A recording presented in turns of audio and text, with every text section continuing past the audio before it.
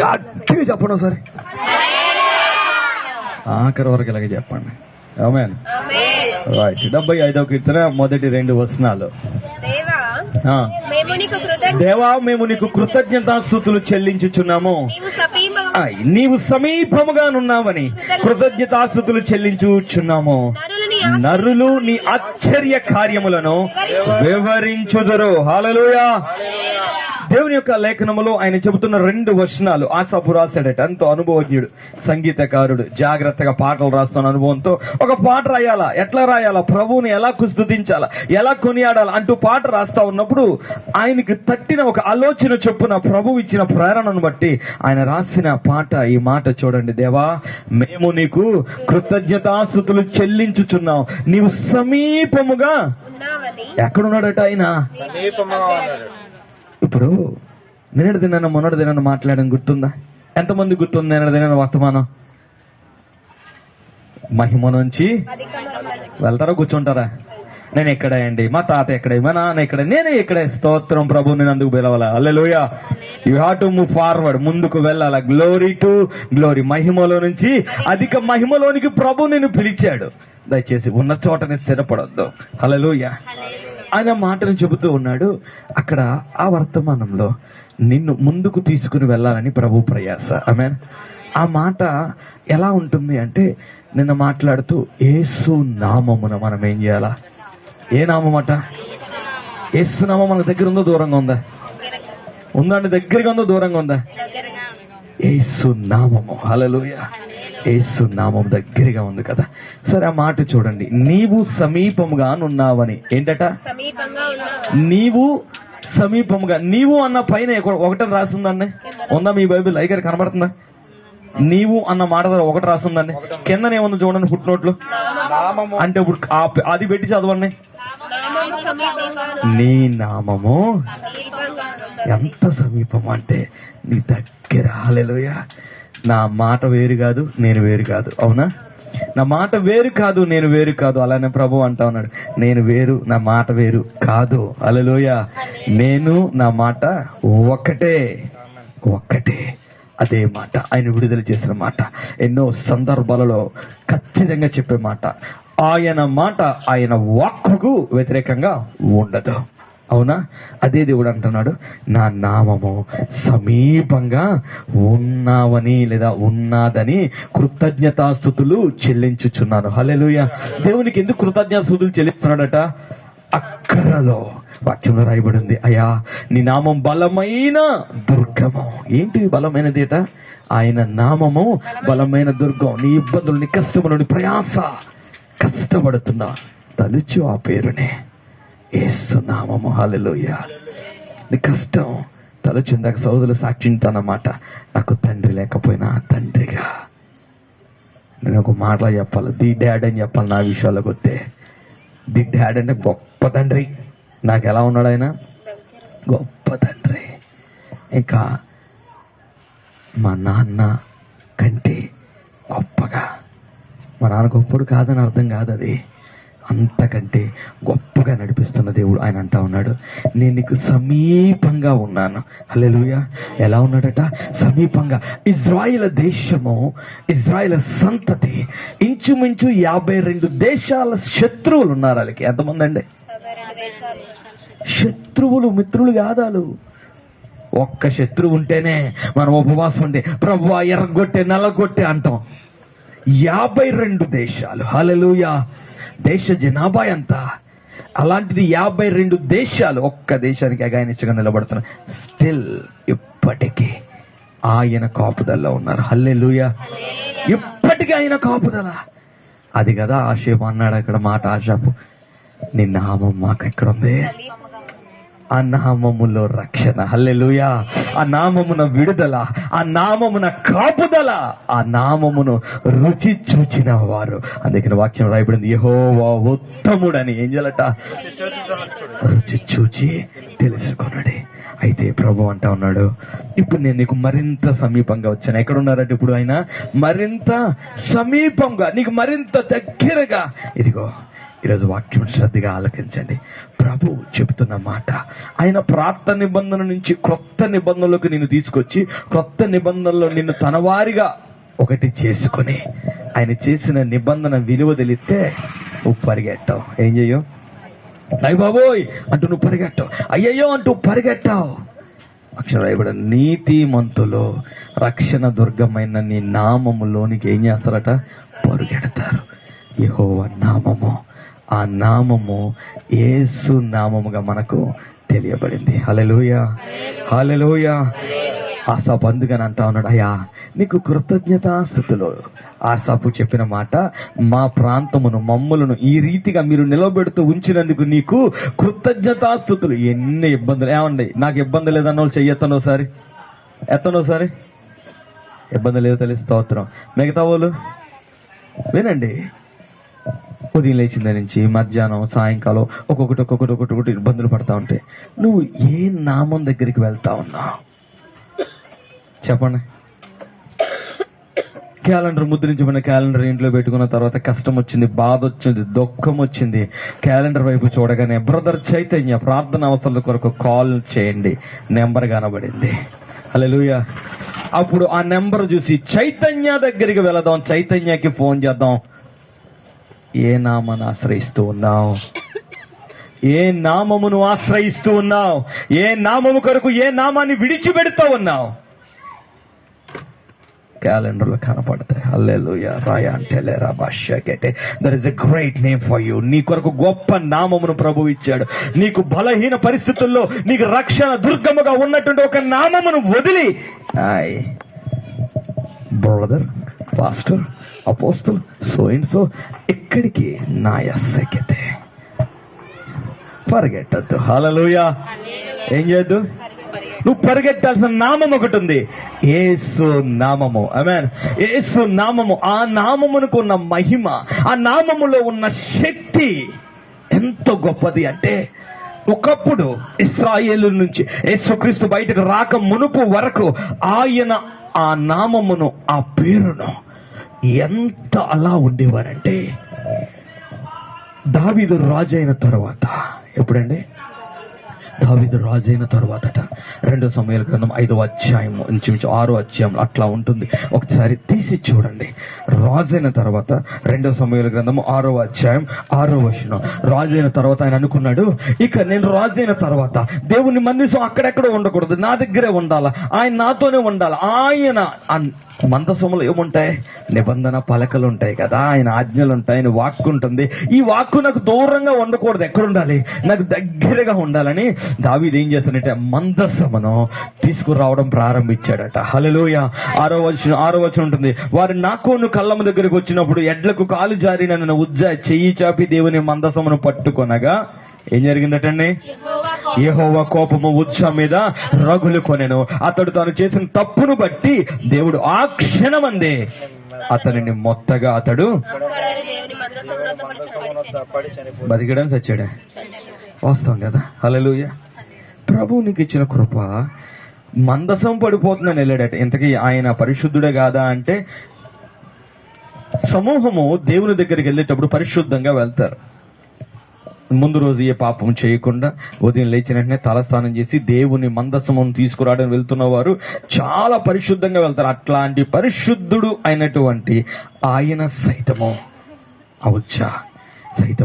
ఆ మందసం పడిపోతుందని ఎలా చేయబట్టగానే దేవుని మహిమ, చెప్పండి ఏంటది? దేవుని మహిమ ఎదుట ఏ మనుష్యుడు నిలవలేడు. ఆ మహిమకు వెంటనే ఆయన మరణించాడట. వెంటనే. అది మందస్సము దేవుని యొక్క మహిమను తీసుకొచ్చేది, లేదా మహిమకు సాదృశ్యం. అంతే, దానికే అంతుంటే యోహాను సువార్త 1వ అధ్యాయం 1వ వచనం రాయబడింది, అది ఎందు వాక్యం ఉండెను, వాక్యము దేవుని యందు ఉండెను, వాక్యము దేవుడై ఉండెను. హల్లెలూయా. ఆ వాక్యమే కింద రాయబడింది శరీరధారిగా మన మధ్యకు వచ్చాను. దేవుని యొక్క మహిమను రిసీవ్ చేసుకుని అక్కడ ఉండేటువంటి ఆ మందసమును తాకినందుకే జనములు చచ్చిపోతే, మరి దేవుని చూస్తే, దేవుడిని తాకితే హల్లెలూయా, దేవుడిని తాకితే. అందులో రాయబడింది ఉజ్జా మంచివాడే కానీ తప్పు చేశాడు. కానీ మీకు ఒక మాట చూపిస్తాను చూడండి. లూకా సువార్తలో రాయబడి ఉంటుంది, లూకా సువార్త 7వ అధ్యాయం 37వ వచనం.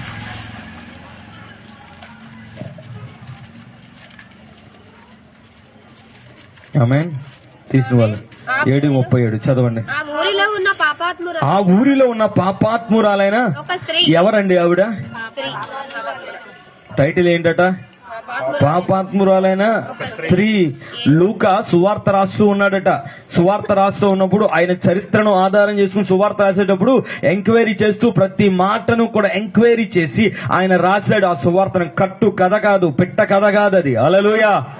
రాయబడిన గ్రంథము ఉన్న ప్రాంతములు, ప్రదేశములు, దేశములు ఈనాటికి ఉన్నాయి. అలాంటి లూకా రాస్తూ ఎంక్వైరీలో ఆయన తేలింది ఏంటంటే పాపాత్మురాలైన ఒక స్త్రీ అక్కడికి వచ్చిందట. వాక్యంలో రాయబడి ఉంది, ఆ వాక్యము శరీరధారి అయి మధ్యకు వచ్చిన తరువాత, గుర్తుపెట్టుకోండి, మహిమను పొందుకున్న మందసాన్ని తాకితే చనిపోతే, మహిమాన్వితుడు ఆయన తాకితే ఏమవ్వాలా? కానీ అక్కడ చూడండి, పాపాత్మురైన ఒక స్త్రీ యేసు పరిచయం ఇంట భోజనం కూర్చోవడం తెలుసుకుని ఒక బుడ్డలో అత్తరు తీసుకుని వచ్చి వెనక తట్టు ఆయన పాదముల యొద్ద నిలబడి ఏడ్చుచు కన్నీళ్లతో ఆయన పాదములను తడిపి తల వెంట్రుకతో తుడిచి ఆయన పాదములను. ఆయన ఎలా ఉన్నాడంటే ఇప్పుడు అతి సమీపంగా. చెప్పండి. దేవుడు ఆలోచించాడు, బాధపడ్డాడు. ఏమనంటే నా బిడ్డలు ఎంత దూరంగా ఉండకూడదు, ఎంత దూరం అయితే వాళ్ళు తట్టుకోలేరు, ఈ ఆజ్ఞలు వీరెవరు నెరవేర్చలేరు. ఈ ఆజ్ఞలు నెరవేర్చలేని ఆజ్ఞలను ధర్మశాస్త్రం ఇచ్చిన తర్వాత యేసుక్రీస్తు వచ్చి ధర్మశాస్త్రం ప్రతి ఆజ్ఞను నెరవేర్చి ధర్మశాస్త్రం సిలువలో మేకుకు కొట్టి ధర్మశాస్త్రం ప్రక్కన కాదు, ఇక కృపతో మీరు ముందుకు వస్తారు, ఇక నా దగ్గరికి మీరు రావచ్చు, దానికి సంబంధించినటువంటి ప్రతి యాగమును నేను పూర్తి చేశాను, ఇదిగో నా దగ్గరకు రండి అని అన్నప్పుడు మహిమకు సంబంధించింది తాకితే చనిపోయారు. కానీ ఆ మహిమాన్వితుడు క్రిందకు వచ్చిన తర్వాత పాపాత్మురాలైన స్త్రీ ఆయన తాకినా ఏమీ అవ్వలేదు. కారణం ఒకటి చెప్తాను, ఆలకించు. దేవుడు నిన్ను ప్రేమిస్తానంటా ఉన్నాడు. నీకు సమీపంగా నేను ఉన్నాను. హల్లెలూయా. నువ్వు చేరలేవు. హెబ్రీయుల పత్రికలో రాయబడి ఉంటుంది, ఏడాదికి ఒక్కసారి మాత్రమే ప్రధాన యాజకుడు అతి పరిశుద్ధ స్థలములోనికి వెళ్ళేటువంటి ఆ స్థితిలో, ఆ పరిస్థితిలో వాడు అయినా పాపము చేస్తే, యాజకుడు సైతం పాపం చేస్తే లోపలికి ఇలా ఎలాగని ఏమవుతాడట? మరణించి ఇంకా అక్కడే చచ్చిపోతాడు. అలాంటి పరిస్థితి నుంచి ప్రభు అన్నాడు, నువ్వు నా దగ్గరకు రావాలంటే యు ఆర్ నాట్ ఏబుల్. నువ్వు అంత సామర్థ్యం కలిగిన దానివి కాదు, అంత పరిశుద్ధత నీలో లేదు, అంతలా నువ్వు ఏది చేయలేవు. కాబట్టి నీ స్థితిని చూసి, నీ దీన స్థితిని చూసి నేను దిగి వచ్చాను, నన్ను నేను తగ్గించుకొని వచ్చాను, అవసరమైన అర్పణను నేను చేశాను, ఇక నా నామమున నువ్వు నా దగ్గరకు రావచ్చు. హల్లెలూయా. ఎవరు పంపారయ్యా? యేసు నామమున. హల్లెలూయా. తండ్రి మనల్ని అడుగుతున్నప్పుడు ఒకటే మాట, యేసు నామమున మేము దగ్గరికి రాగలం, యేసు నామమున ఆయన తాకగలం, యేసు నామములోనే గొప్ప విడుదల. హల్లెలూయా. అదే యేసు నామము. గడిచిన గురువారం రాత్రి వర్తమానం తర్వాత ప్రభు మిమ్మల్ని దర్శించింది. మీ ప్రార్థన కాదు అని చెప్పాను, గుర్తుందండి? ఆ రోజు నీ ఉపవాసాలు కాదు, నీ భక్తి కాదు, నీ సామర్థ్యము కాదు, బికాజ్ ఆఫ్ హిస్ గ్రేస్, ఆయన కృప, ఆయన నామము నీకు ఎలా ఉందట? అతి సమీపంగా ఉన్నది. ఇక వేరే విషయాలు ఇది ఆలోచించొద్దు, పట్టించుకోలేదు, చూడలేదు. ప్రభు అంటా ఉన్నాడు, సమస్తము కలిగి ఉన్న నేను నీ ప్రక్కన ఉన్నాను. ఎక్కడున్నాడట ఆయన? అతి సమీపంగా ఉన్నాను. చూడగలుగుతున్నావా? దేవుని ఎక్కడ చూడొద్దు, మందిరంలో చూడొద్దు. నేను మరలా చెప్తున్నా, ఆయన ఏమంటా ఉన్నాడంటే నీకు సమీపంగా ఉన్నాను. చెప్పండి, ఎలా ఉన్నాడట? నీకు సమీపంగా ఉన్నాను. నువ్వు దూరంగా చూడొద్దు, దూరంగా పెట్టొద్దు ఆయన్ని. 145వ కీర్తన చూడండి ఒకసారి. 145:18.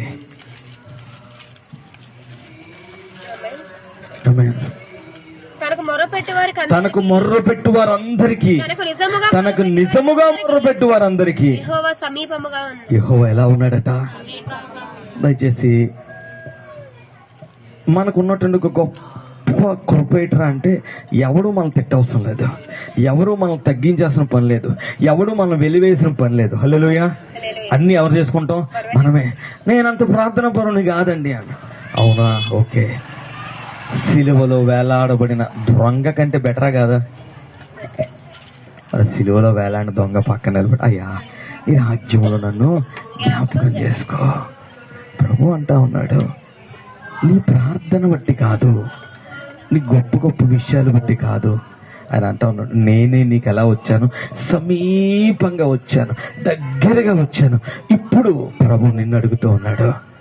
ఆ పాపాత్ముడైన స్త్రీ విన్నదట, అయ్యా నేను దేవుణ్ణి చేరుకోలేను, ఎందుకంటే నేను చేరుకుందామని ఆ ప్రత్యక్ష గుడారం దగ్గరికి వెళదామంటే మధ్యలో ఆజ్ఞలు అడ్డొస్తాయి. ఏమడ్డొస్తాయి?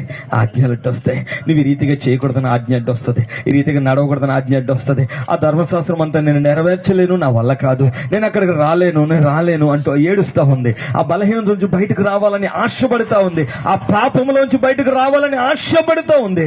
కానీ రాలేని ఆ పరిస్థితిలో అట ఆవిడికి యేసు అను నామము కలిగిన ఆ దేవుడు కనిపించాడు.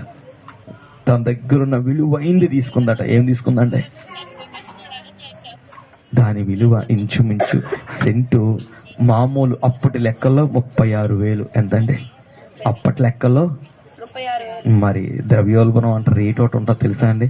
అప్పట్లో 10,000 అంటే ఇప్పుడు ఎంత అని అంటారు కదా. మరి 2,000 సంవత్సరాల క్రితం 36,000 రూపాయలు అంటే ఇప్పుడు ఎంత? అంత విలువైనది ఎక్కడ తీసుకొచ్చెట్టిందట? ప్రభు పాదాల మీద పోసిందట. కారణం, అయ్యా నేను చేరలేనని నా కోసం నువ్వు వచ్చావు, నేను రాలేనని నా కోసం నువ్వు వచ్చావు. నేను ఆ పరిశుద్ధ స్థలములోనికి, ఏ పరిశుద్ధ స్థలం అది? అతి పరిశుద్ధ స్థలములోనికి నేను రాలేను, నా వల్ల కాదని నువ్వేం చేస్తావు? పాపిగా ఉన్న నా స్థితి దగ్గరికి, నా దగ్గరకు నువ్వు వచ్చావు. నువ్వు చేసిన కార్యం పేతురు గ్రంథంలో రాయబడి ఉంటుంది. పేతురు చెప్పినటువంటి ఆ లేఖనములో, ఆ పత్రికలో, దేవదూతల కంటే హెచ్చుగా ఉండవలసిన ఆయన తన యొక్క స్థాయిని వదులుకొని ఎక్కడికి వచ్చాడటండి? నీ దగ్గరకు వచ్చాడు. ఇప్పుడు ఎక్కడున్నాడంటే ఆయన విషయం చెప్తున్నాడు. నీకు సమీపంగాను. నువ్వేమంటావంటే, అయ్యా నా పాపం, నా బలహీనత, నా ఇబ్బంది ప్రభు అన్నాడు. నిన్న రాత్రి కూడా ఆ ముసుగు తీసే, ఇంకా అది వద్దు నీకు, ఆ ముసుగు వద్దు నీకు, అది నీకు అవసరం లేదు, ఆ పాపం నీకు అవసరం లేదు. ఇగో నీకు సమీపంగా నేనున్నాను. హల్లెలూయా. ఎక్కడున్నాను? గట్టి చెప్పండి. ఇప్పుడు నువ్వు చెయ్యాల్సింది, చెప్పాల్సింది సాకులా, అడ్డంకులా? నువ్వు చెయ్యాల్సిందల్లా ఏంటి తెలుసా? కృతజ్ఞతాస్తుతులు చెల్లించటమే. హల్లెలూయా. ఆశపదే మాట అన్నాడు కదా, అయ్యా నేను నీకు కృతజ్ఞతాస్తుతులు చెల్లించుచున్నాము, నువ్వు సమీపంగా ఉన్నావని కృతజ్ఞతాస్తుతులు చెల్లించుచున్నాము. హల్లెలూయా. నేను చెప్తున్న మాట ఆలకించండి. ఎప్పుడైతే ప్రభు నా దగ్గర ఉన్నాడని నువ్వు నమ్మడం మొదలెడతావు, చెప్పండి. ఎప్పుడైతే ప్రభు నా దగ్గర ఉన్నాడని, నేను మరలా చెప్తున్నాను తల్లి, ఉన్న మిమ్మల్ని ప్రభు వాడుకుంటాడు. హల్లెలూయా. నేను మరలా చెప్తున్నా, నీకు థియాలజీ అవసరంలా. గడి చెప్పండి, ఏం అవసరం లేదు? థియాలజీ అవసరం లేదు. కావలసిందల్లా నియాలజీ. తెలుసా అండి ఆ మాట అర్థం? థియాలజీ అంటే దేవుని కోసం చదివేది, నియాలజీ అంటే దేవునికి మోకాళ్ళతో వెళ్ళేది. హల్లెలూయా. ప్రభు నీ దగ్గర నుంచి అడిగేది ఏంట్రా అంటే నియాలజీ. నీకు థియాలజీ అవసరం లేదు, ఆయన నేర్పిస్తాడు అది. హల్లెలూయా. ఆయన నేర్పిస్తాడు అది. కావాల్సిందల్లా నీ మోకాళ్ళు ఇస్తావు ఈరోజు దేవునికి. అతి సమీపంగా, వాక్యంలో ప్రభు చెప్తున్న మాట, నిజముగా మొర్రపెట్టు వారికి అతి సమీపంగా ఉన్న దేవుడు. ఎలాంటి వాడు? ఎలా ఉన్నాడు ఆయన? అతి సమయం. నిజంగా మొర్ర పెడతావా? నేను మాట్లాడుతున్న మాట చూడండి. మా తల్లి గారు ఉన్నారు కదా, ఆవిడ దారకొండలో మీటింగ్ జరిగింది. బుల్బుల్ గారు అనేటువంటి ఒక దైవ సేవకుడు ఇక్కడ కూడా వచ్చారు, జీ సాహెబ్ బౌదూర్ అని. ఆయన వచ్చి మీటింగ్ జరుగుతూ ఉన్నప్పుడు ఆవిడ అడగండి, ఎప్పటికీ కూడా మోకాలు అయితే ఆవిడ ఏదో విషయం ఏంటంటే ఆవిడ బలహీనత. ఆ రోజు దేవుని మహిమను చూసింది ఆవిడ, దేవుని ప్రత్యక్షతను చూసింది ఆవిడ. ఉన్న పాటున మోకాలేసి దేవా అంటూ స్తోత్రాలు చెల్లించింది. ఏమైంది? మోకాలు నొప్పి ఏమైంది? నీ దేవుడు నీకు అతి సమీపంగా వచ్చినటువంటి ఆ స్థితిని నువ్వు ఎదుర్కొనగలిగితే నువ్వేం చేస్తావట? మోకాళ్ళ మీదకి వస్తావు. చెప్పండి, దేని మీదకి వస్తావు? మోకాళ్ళ మీదకి వస్తావు. మోకాళ్ళ ప్రార్థన మీదకి వస్తావు. మోకాళ్ళతోనే దేవుణ్ణి స్తుతించడం నువ్వు అలవాటు చేసుకుంటావు. ప్రభువు చెబుతున్న మాట ఇది, ప్రభువు చెప్తున్న మాట ఇది. ఆయనకి నేర్పిస్తాడు. హల్లెలూయా. ఏం నేర్పిస్తాడట? మోకరించట. నేను చెప్తున్నాను, దేవుడు నీ దగ్గర ఉంటే నువ్వన్నీ ఏం చేయడం మొదలెడతావు? ఆ యొక్క ఆవిడ సీమోను అనే ఒక పరిసయ్యుని ఇంటికి యేసుక్రీస్తు వెళ్ళాడు. ఎవరింటికి అండి? ఇప్పుడు ఈ సీమోన్ ఏమనుకున్నాడంటే, ఈ పరిసయ్యులు సద్దుకయ్యులు 2 జాతులు ఉన్నారు. ఎవరెవరు చెప్పండి? పరిసయ్యులు, సద్దుకయ్యులు 2 జాతులు. ఈ పరిసయ్యులు దేవుని యొక్క దేవదూతలను నమ్ముతారు, ఆత్మశక్తులను నమ్ముతారు, కార్యాలు నమ్ముతారు, ప్రత్యక్షతలు నమ్ముతారు. అర్థమైందండి? సద్దుకయ్యులు ఇవేవి నమ్మరు. ముఖ్యంగా పునరుత్థానాన్ని అసలు నమ్మరు. చచ్చిన వాళ్ళు మళ్ళా బతుకుతారన్న మాటను అసలు నమ్మరాలు. పరిసయ్యులు నమ్ముతారు. ఈ పరిసయ్యుడు యేసు ప్రభుని పిలిచాడు. ఎందుకంటే ఈయన బోధ మన బోధ ఒకటే, ఈయన వాక్యం మన వాక్యం ఒకటే, ఈయన మనం ఒకలానే ఉన్నాం అని ఇంటికి పిలిచాడట. ఇంటికి పిలిచిన తర్వాత ఇంట్లోకి ఎలాగా వస్తాడులే అని ఇంట్లోకి వెళ్ళిపోయాడు. యేసయ్య రండి అని ఏం చేశాడు? ఆయన ఇంట్లోకి వెళ్ళిపోయాడు. కూర్చోబెట్టండి అంటే ఆ యేసయ్య అక్కడ కూర్చో అన్నాడు. కానీ ఈవిడ ఏం చేసిందట? వెళ్ళడం కన్నీళ్లతో ప్రభు బాధల్ని కడిగిందట. ఏంటి అంటే విలువ ఎవరికి తెలిసింది? ఆమెకు తెలిసింది. ఎందుకు అంటే ఆవిడకి అర్థమైంది, నేను దేవుని దగ్గరకు వెళ్ళలేను, నా పాపాలు, నా ఇబ్బంది, నా బలహీనత, ఇన్ని అడ్డంకులు ఉండగా ఈయన ఎక్కడికి వచ్చాడు? నా దగ్గరకు వచ్చాడు. విడిచిపెట్టను నేను, హల్లెలూయా, విడిచిపెట్టను నేను అంటూ కన్నీళ్లతో ఆయన పాదాలు కడిగింది. ఎన్ని కన్నీటి చుక్కలు దాలాలా, ఎన్ని కన్నీటి చుక్కలు. మోకరించి ప్రభు పాదాల మీద తన కనులను పెట్టి ఏం చేస్తున్నాడంటే కన్నీళ్లతో కడిగి, స్త్రీలకు తల అలంకరణ. ఏంటది? దానికోసం ఎంత అంత ఖర్చు పెట్టరు మీరు. వారని షాంపూలు ఉండవు, వారని హెయిర్ ఆయిల్ ఉండవు. అలాంటి ఆ యొక్క ఏంటంటారండి కేశాలు, తల వెంట్రుకలతో ప్రభు పాదాలను దుడిచిందట ఆవిడ. లెక్కించిందా? ఇది వాల్యూ, ఇది నలిగిపోద్ది, ఇది చిరిగిపోద్ది, కింద కూర్చుంటే అలాగా. ఆ సమయంలో ప్రభు ఆత్మతుని చెబుతాడు, మోకరించి అంటే వైట్ డ్రెస్ నలిగిపోద్దేమో, మరకవుద్దేమో. ఇప్పటికీ ఆరాధనలో మీలో కొంతమంది ఆ రోడ్డు మీద ఏం మోకాలేస్తా, స్తోత్రం. ప్రభు కృప లేకపోతే నేను ఎప్పుడో పడిచేద్దా రోడ్డు మీద.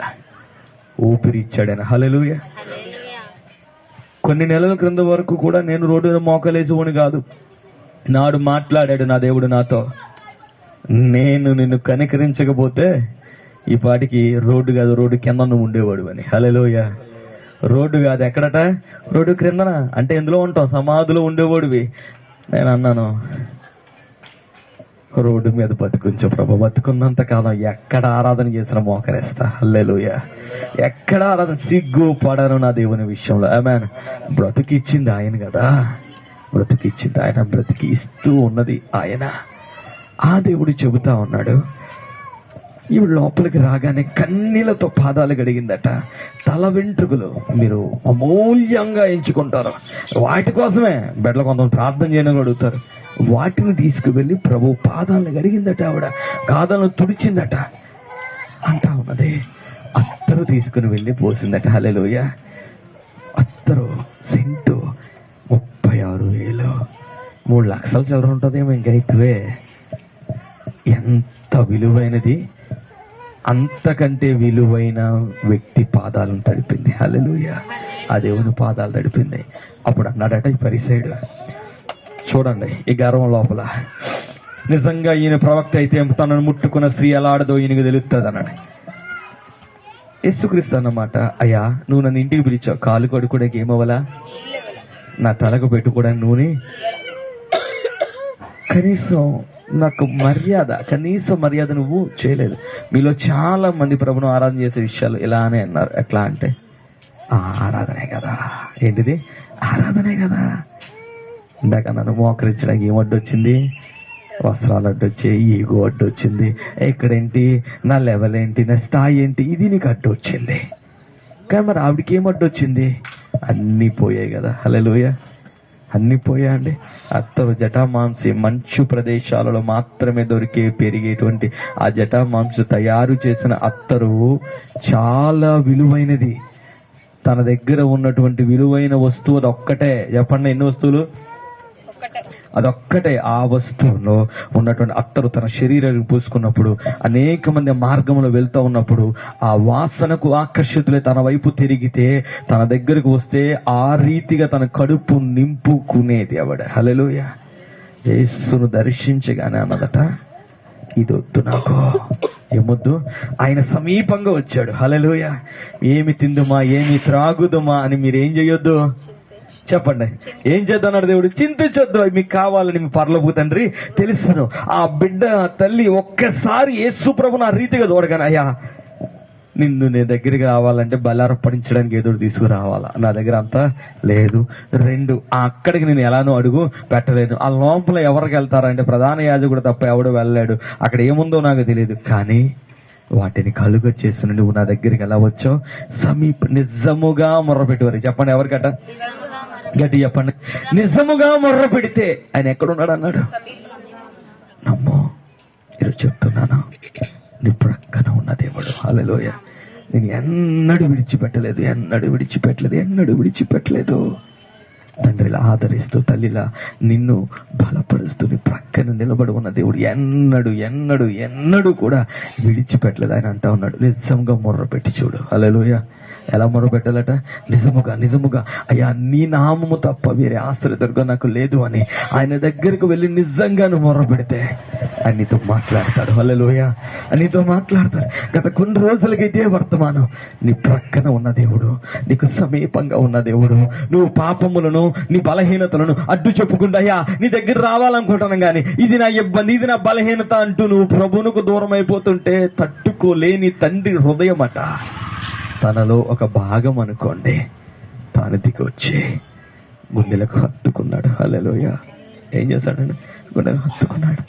పాపాత్మురాలు అనగానే తను చేసిన పని కనబడింది, తను చేసిన వృత్తి కనబడింది. తన శరీర అవయవ భాగాలను చూస్తూ ఉన్న అనేక మంది అక్కడ కనబడగా యేసుక్రీస్తు ఏం చూశాడంటే తన హృదయాన్ని చూసి ఆయన అన్నమాట, నా సువార్త ప్రకటించు ప్రతి చోట నువ్వు చేసిన కార్యం కూడా ఏమవుతుంది?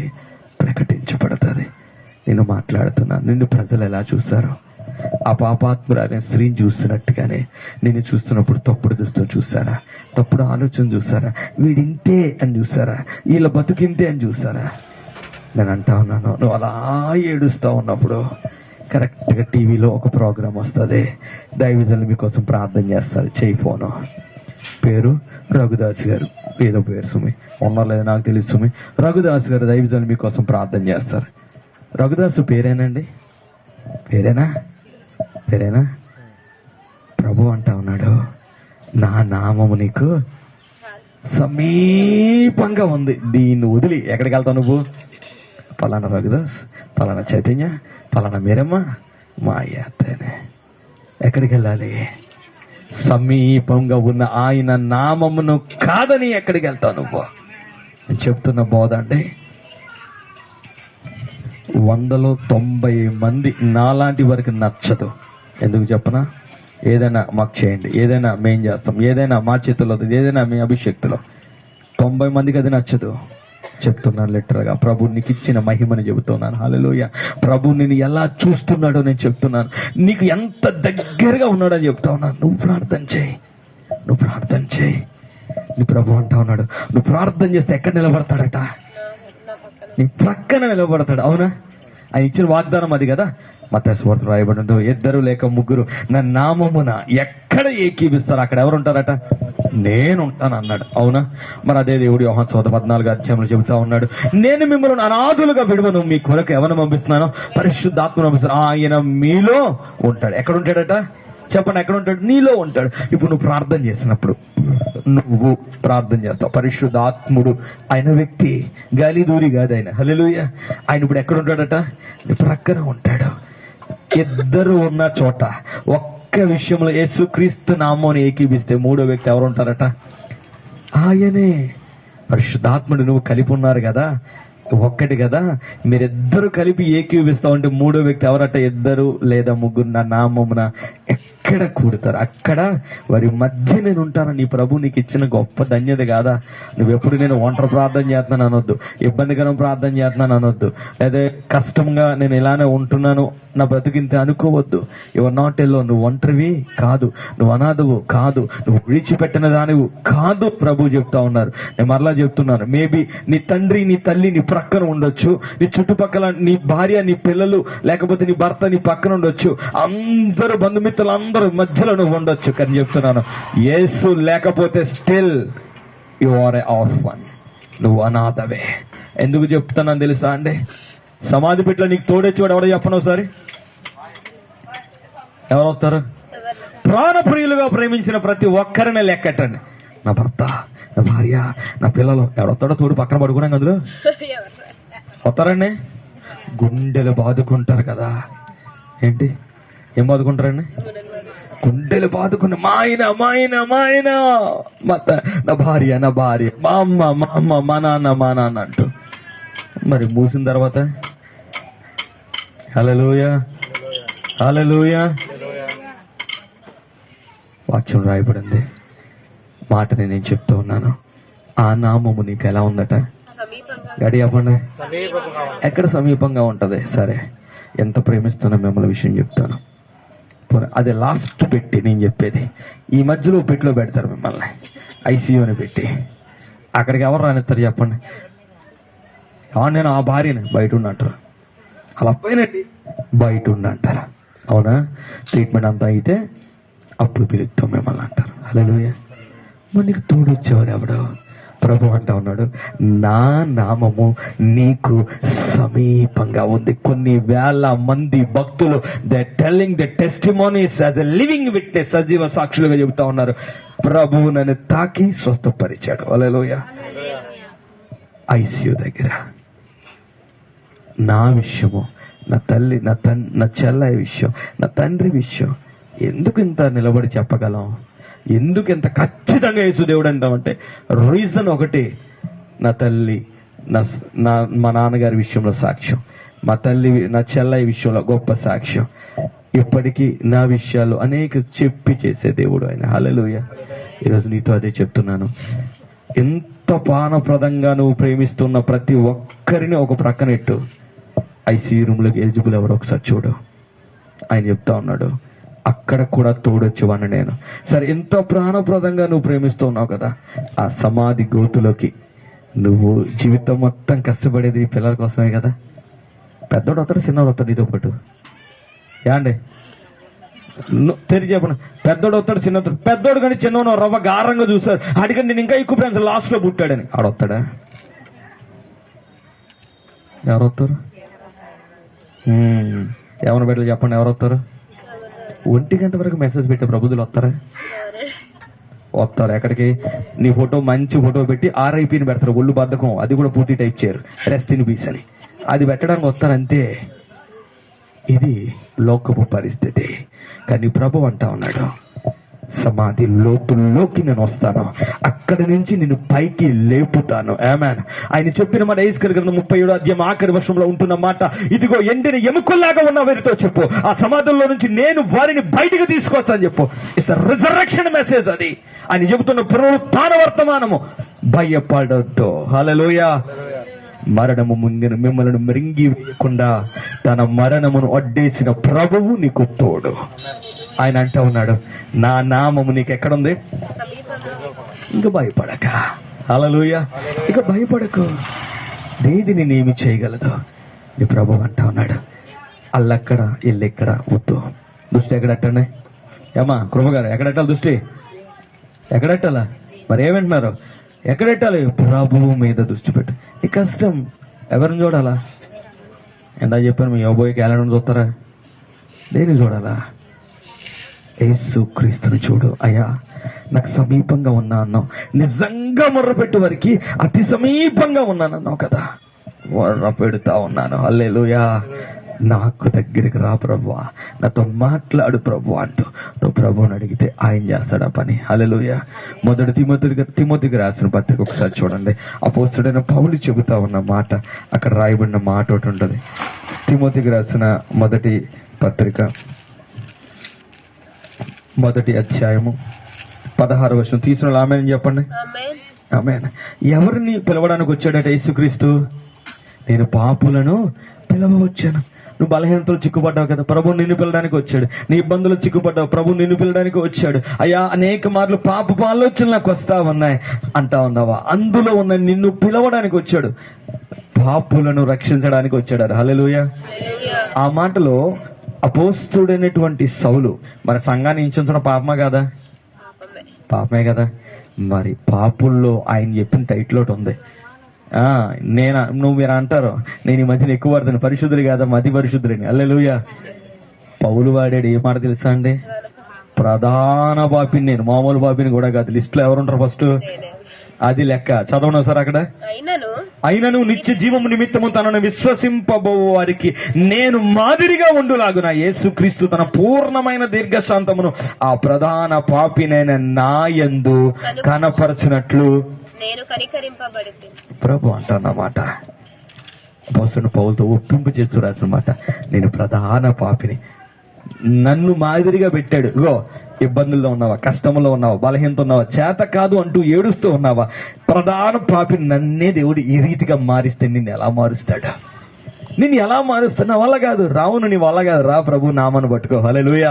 ప్రార్థన చేస్తాయా, ఇది నా పరిస్థితి, ఏస్తాయా ఇది నా పరిస్థితి, ఇది నా ఇబ్బంది, ఇది నా కష్టము, ఇది నా బలహీనత. ఆయన అంటా ఉన్నాడు, ప్రధాన పాపిని అయిన నన్ను ప్రపంచం మొత్తం తిప్పాడు సువార్తకి. ఆమేన్. అర్హతతో కాదు, అర్హతతో కాదు, ఆయన కృప చేత. ఈరోజు ఆ దేవుడు అంటా ఉన్నాడు. సాధారణంగా అండి లొక్కపు మాటలు చెప్తా ఉన్నాను. దేవుడిని కనబడి నువ్వేం చేయాలరా?